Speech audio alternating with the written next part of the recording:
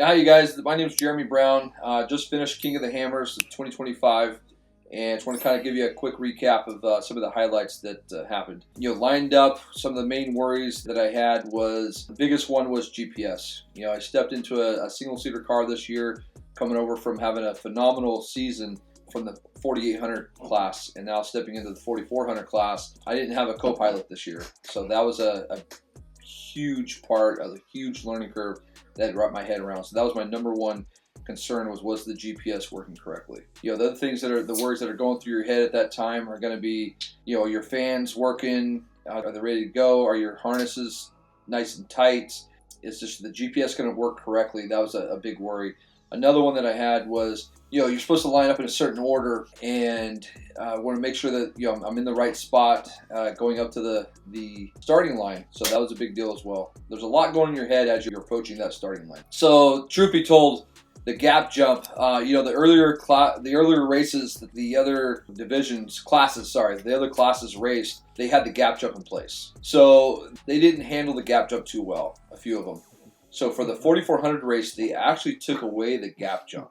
Okay, it was there for us during qualifying, and I actually went around it during qualifying for the simple fact that I was having engine issues, not necessarily engine issues, but the fuel pump issues. So I went around it during that time. But for the actual race, they had sent the officials down the line telling us that the gap jump had been eliminated.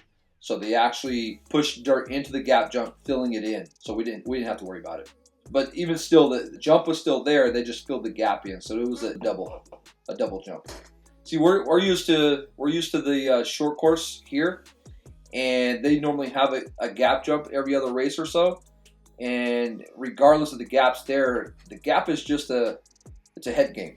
Regardless, it's a double jump. So whether the gap's there or not, it shouldn't matter as a racer. You shouldn't be thinking about it unless you're having a car issue. In my opinion, that's how I look at a gap jump. It's not a big deal. For the guys that have never been on such a jump, I can see where that would mess with them. Because I think back to my first time approaching the gap jump, and I was like, what are these guys thinking? And it wasn't that big a deal. Approaching jackhammer, I don't know if you guys caught in the live feed, but you actually see jackhammer coming from a little bit of a distance. And for me as a driver, I'm looking 400, 500, 600 yards ahead, if not a little more, to kind of anticipate on what my next move is. It's funny how the human brain works, because you're constantly computing what your next move is, especially out there on such a dangerous course. So anyways, come up to Jack as I'm following my buddies in the green car. It's the Adirac team, and I'm trying to watch what everybody's doing up ahead as I'm doing the rock crawling stuff leading to it, and I see everybody's having a hard time. So my buddies Chris and Justin are going through it, and as they are, I'm trying to keep a safe distance. And in the meantime, there was, I don't remember, there was a good 4 or 5 cars down there, and a few of them were already, they were kind of blocking the lines. Well, in rock crawling, we call it the lines, And so you got to try to look for alternative lines to make it around them safely, and so you can continue to hit the course. And there wasn't many lines to choose from once I got through there. But Chris and Justin ended up getting hung up, so I stuck around to try to give them a hand. And in the meantime, I ended up getting stuck by, it's called bellying out. So I bellied out, and therefore I had no traction. So at that point, I'm like, okay, I'm going to jump out of the car, and I'm going to give Chris and Justin a hand, because they were hung up. And I jump out to go give, Justin's out of his car because Chris has a co-pilot. Chris is the driver, Justin is the co-pilot. I jump out to give them a hand and help them run the lines, because it's a lot of work. What the viewer doesn't see is how extreme the obstacle is, okay? And the live feed is great, but we're working on trying to give you guys perspective on the live feed. So that's a project we're working on the side. Anyhow, you're on a hillside and you're out of breath. I believe King of the Hammers is like 3,000 foot elevation or something like that. So you're kind of in the foothills, if you will. So you really have to, prepare yourself for this race. I helped get the Adirac team unstuck, got them moving, and then we worked on getting myself unstuck. So I jumped my car, and Chris and Justin ran my winch line to get me unstuck. All the while, keep in mind, there's cars going by. There's cars crawling over my car. I don't know if you guys could see that on the live feed, but they're crawling, over my tire. I think one of them even went over my hood or whatever. And honestly, that's what makes King of the Hammer so great, is the fact that we're that close and we're using each other for traction. And it's not in a bad way. Everyone that signs up for this race understands that that's a possibility. And truthfully speaking, you know, the other driver's supposed to give you a heads up, and I had already told the driver before he approached my car that, you know, go ahead and do what you got to do, kind of thing. It's not, to me, it's not a big deal. Anyhow, so yeah, that was quite the obstacle. And then as I get unstuck and I'm approaching the waterfall, or the throat, if you will, which is the hard part, everybody's getting stuck, there's another team that was up that had just made it past that, and they were stuck. So that driver came down asking if I'd give him a hand. Well, you know, I'm already behind a bit, so I figure, you know, what's a few more minutes? So I told him, so yeah, get your winch line ready. By the time I get to you, I'll give you a hand real quick. So, and he did exactly that. So by the time I got up there, it's a very hard waterfall to where you want to make sure you get your front wheels up, and then, you know, you got to keep in mind, these cars are, you know, 5,000 pounds, you know, 5,500 pounds, so they're putting a lot of stress on the equipment. So once I got up got the front wheels up there, he grabbed my winch line just as we planned, and he attached my winch line to his car. We got him unstuck because I was in position.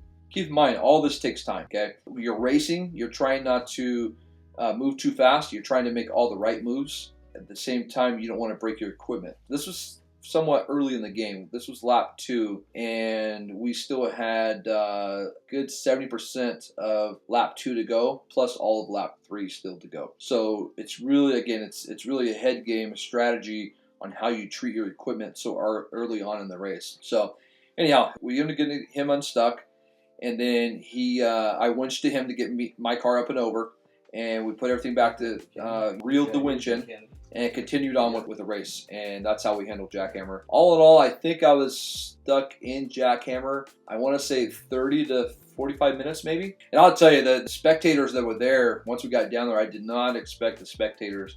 I mean, I would venture to say when we were, you know, winching the Adirondack team out and stuff like that, you know, there was a point where I got exhausted, and I actually had to, you know, sit down for a moment and catch my breath. And I looked up, and there was just a wall of spectators up there. I mean, Dave did a great job on creating the spectator points. I mean, I would say there was a solid 2,000 people there on the sidelines, just, you know, rooting everybody on and hooting and hollering and, you know, things like that. It was great. I mean, you got to kind of expect that pressure. It was honestly a good time. That was the fun part.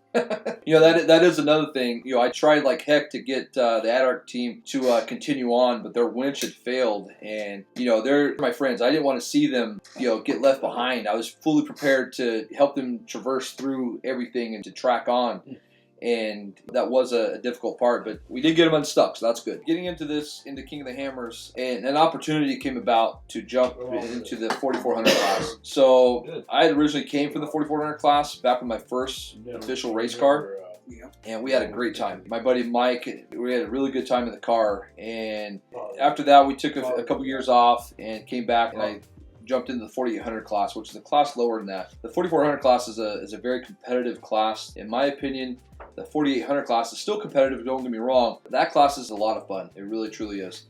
But the jumping into the 4,400 class, or we decided that coming off of a great season, the 4,800 class, for me as a driver, I wanted to be able to, you know, test my limits and be able to contend with the Ultra 4 drivers, to push the edge, you know, be in the unlimited class, whether it's horsepower and bigger size tires, just an overall better car as far as the class goes. That's what. So anyhow, so we kept coming off the great season. An opportunity came about, and I seen a car that went up for sale, and I said, "Oh, what if this was opportunity?" And I made a couple phone calls actually, and ended up talking to Randy Rod at Jimmy's 4x4. And about the car that he had for sale. And fast forward a week, and my son-in-law and I are taking a trip to Nevada to pick the car up. So we, after talking it over with my family and the team, we decided to go ahead and jump into the 4,400 class and switching it up a little bit and getting the car is a single seat car, so no longer a co-pilot passenger seat. As a matter of fact, this car has no passenger seat. You can never add a passenger seat to this car, so it brings a whole nother dynamic to this race. That means everything's 100% on me as the driver, and I now have to come to terms with being the navigator. Yeah, so that's quite the the obstacle they had to overcome. Yeah, so now we're back in the 4400 class in a single seat IFS. Oh, that's another thing that changed too, was the both cars that we came from was a solid axle car. And anyone that's into the racing knows we all know there's a big difference, but I had no idea that these guys in the IFS cars had been cheating for so many years using the independent front suspension cars. The ride quality, the way the car handles is 100% different than the straight axle cars. So it's for the good. So I'm excited to see how this car is going to challenge my abilities as a driver, because I'm still out there having a good time with my buddies. That's why I got a room full here now with them. What I'm most proud of after King of the Hammers, honestly, I gotta say, without getting emotional or shedding a tear here, I'm proud of the team. I mean, that was the team, the support from being on the lake bed. I don't think the average person out there that's into the sport realizes what it takes to get to the lake bed.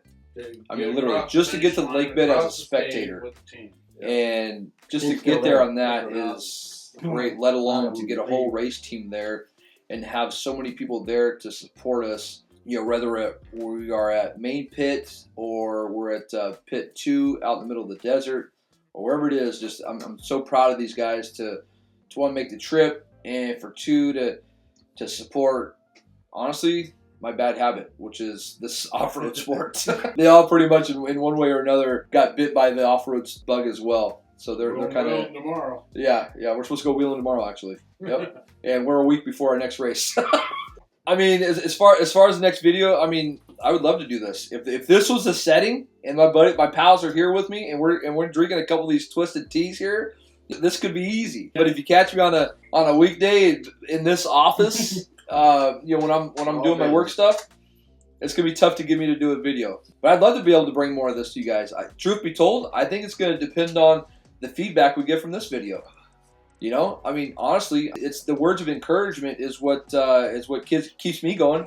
Truth be told, when I do my race recaps after every race, I try to give perspective as a reader, right? I want to try to make sure that the reader, or even on the live feed, I want to make sure that they are staying engaged. I want to make sure that they can see or understand or read the perspective.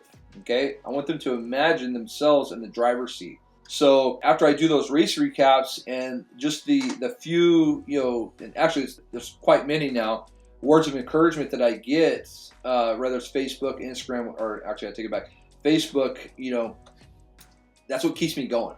To know that people actually enjoy reading the race caps, or in this case, watching the videos and seeing this and hearing this, that's definitely what's going to keep us going, honestly, because then I know there's a need for that. And I have no problem sharing my story. I love to chat. I really do, especially when I have such a passion for this off-road industry. All right. Thanks to everybody for tuning in and checking out this recording. And looking forward to seeing you on the next one. Cheers. Thumbs up, fellas. Good times.